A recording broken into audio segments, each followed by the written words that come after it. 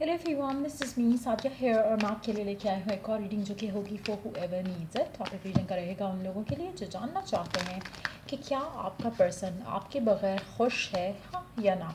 अगर आप no contact की सिचुएशन में हो और आप अपने पर्सन को बहुत ज़्यादा मिस करते हो पर आपको नहीं पता कि आपका पर्सन आपको मिस कर रहा है या नहीं, तो उसके लिए रीडिंग आप देख सकते हो, क्योंकि इसमें हम जानेंगे कि क्या वो आपके बगैर खुश हैं या नहीं हैं। Before I dive into the read, let me remind you कि ये एक जनरल रीड है, सबके साथ मैच कर भी सकती है और नहीं भी। सो जो बातें मैच करती हैं आप उन मैसेजेस को पिक करो और बाकी सबको छोड़ दो। अगर आप पर्सनल रीडिंग चाहते हो, पेपॉल से इजी पैसे से पेमेंट कर सकते हो। सिर्फ तभी रीच आउट करो ताकि आपका भी टाइम वेस्ट नहीं हो और मेरा भी।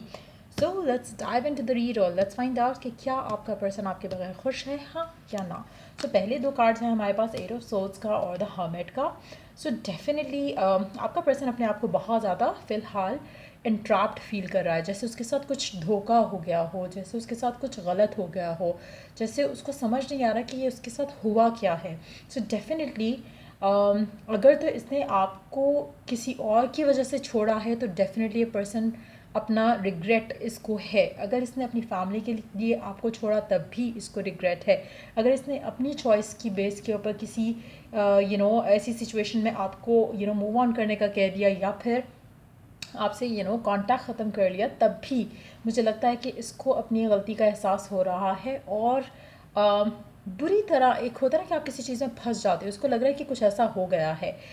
चाहे अब वो इसको इसलिए लग रहा है कि शायद आपकी रिकन्सिलिएशन के चांसेस अब कम हो जाएंगे, अगर इसने कोई ऐसा गलत डिसीजन ले लिया हो अब मूव ऑन करने का किसी और के साथ, तो मुझे लगता है कि वो सारी चीज़ें सोचकर इसको लग रहा है कि ये राइट नाउ बहुत बुरे तरीके से फंसा हुआ है।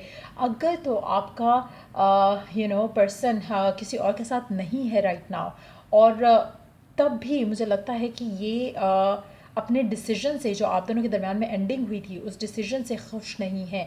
कहीं ना कहीं ये चाहते हैं, होप करते हैं, विश करते हैं कि चीज़ें बेहतर हो जाए इनकी लाइफ में आपके बगैर भी, लेकिन मुझे लग नहीं रहा कि फ़िलहाल ऐसी कोई सिचुएशन डेवलप होती दिख रही है।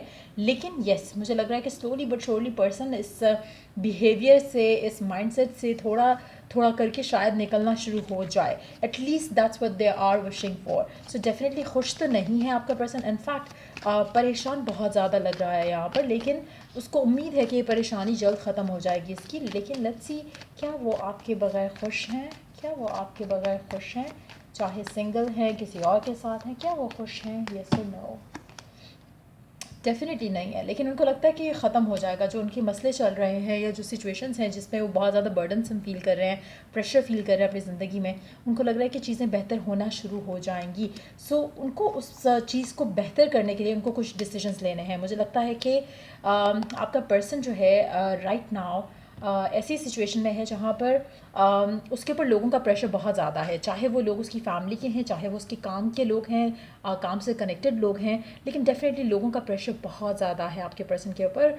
और कहीं ना कहीं वो जो डिसीजंस वो लेना चाह रहा है वो चाह के भी नहीं ले पा रहा। कहीं ना कहीं फैमिली का प्रेशर बहुत ज़्यादा हो सकता है आपके पर्सन के ऊपर, but at the same time मुझे लगता है कि ये जितना ज़्यादा टाइम और लेगा डिसीजन ना बनाकर, मुझे लगता है उतना ज़्यादा ही अपने आप को और फर्दर जो है एक होता है ना दलदल में घुस जाना, कि आप और लोअर साइड पे जाना शुरू हो जाओगे, इमोशनली अनहैप्पी, फुलफिलमेंट से बिल्कुल दूर जो है एक ज़िंदगी, वैसी ज़िंदगी इसकी मुझे लग रही है राइट ना आपके पर्सन की।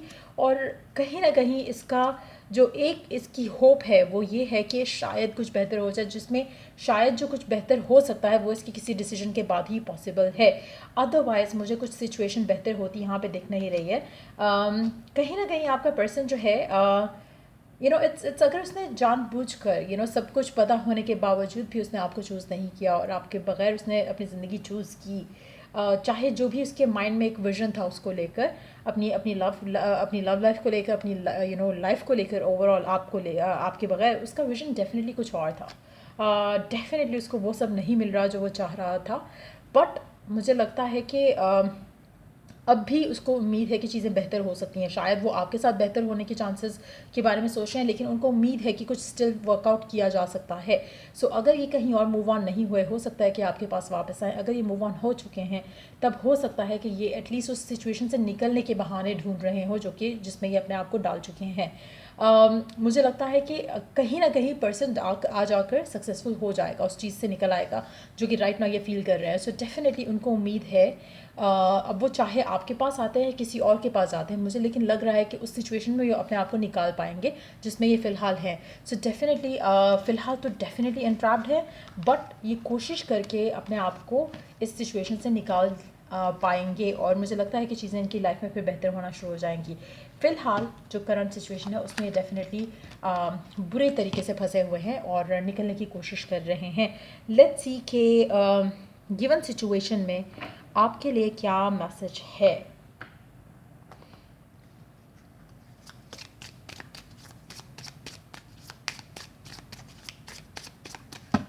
आपको कैसे हैंडल करनी है सिचुएशन।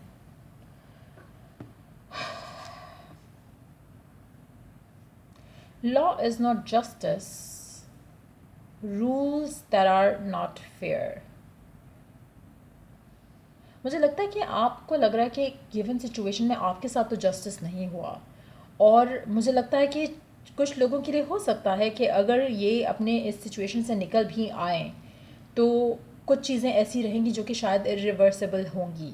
सो कहीं ना कहीं मुझे लगता है कि अगर ये पर्सन को जस्टिस मिल भी जाता है तो स्टिल आपका और आपके पर्सन का मिलाप नहीं हो पाएगा। कुछ लोगों के लिए मुझे लग रहा है कि शायद इम्पॉसिबल हो जाए आपका आपके पर्सन के साथ पैचअप कर पाना। हो सकता है तब तक आप आगे बढ़ चुके हो सकता है कि आपके पेरेंट्स या फैमिली एग्री ना करे अगर ये पर्सन दोबारा आपकी ज़िंदगी में आता है। सो कुछ ऐसा हो सकता है जहाँ पर शायद आपको वो जस्टिस ना मिले जो आप डिज़ायर करते हो, और आपको लगेगा कि चीज़ें शायद हाथ से निकल चुकी हैं। जो नॉर्म्स हैं वो उसके अगेंस्ट हो जाएगी बात। चांसेस स्टिल रहेंगे, बट मुझे लगता है कि कहीं ना कहीं कुछ ऐसा रहेगा जो कि शायद आपको अगेंस्ट लोगों के या फिर फैमिली के या फिर एक जो कल्चरल बाउंड्रीज़ होती हैं उसको शायद पुश करना पड़ेगा लिटिल बिट। बट यस, हो सकता है कि स्टिल अगर आप ऐसा कुछ कर जाओ तो चांसेस हैं कि हो सकता है जैसे उनको एक डिसीजन लेना है ऐसे आपको भी एक डिसीजन लेना पड़े और तब जाकर चीज़ें आपकी ज़िंदगी में इस इंसान के साथ सॉर्ट आउट हो सकें। Let's take one more card. Let's see कि और क्या डिवाइन मैसेज है आपके लिए। Moon energy, surrender to the natural ebb and flow of life. अच्छा, कोशिश करो कि आप अपने आप को आपका जो भी डिज़ायर है उसको दिल में रखते हुए कैसे होगा, कब होगा, किस तरह से करना पड़ेगा, जस्ट अलाउ कि आप एक इंटेंशन सेट करो, एक दुआ मांगो एंड देन उसके बाद बिलीफ रखो कि हर चीज़ जो हो रही है वो आपको उस चीज़ के करीब लेके जा रही है। सो उसके बाद कोशिश करो कि किसी भी चीज़ को रेजिस्ट ना करो।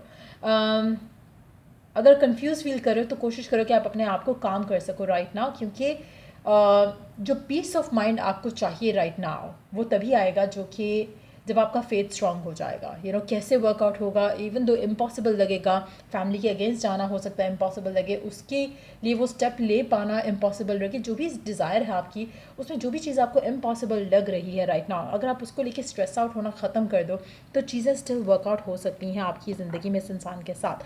सो ये थी रीडिंग आप लोगों की। अगर आपको हेल्प किया हो, गाइड किया हो तो लाइक शेयर सब्सक्राइब जरूर करो। Till I do the next reading आप लोगों के लिए टेक केयर, बाय।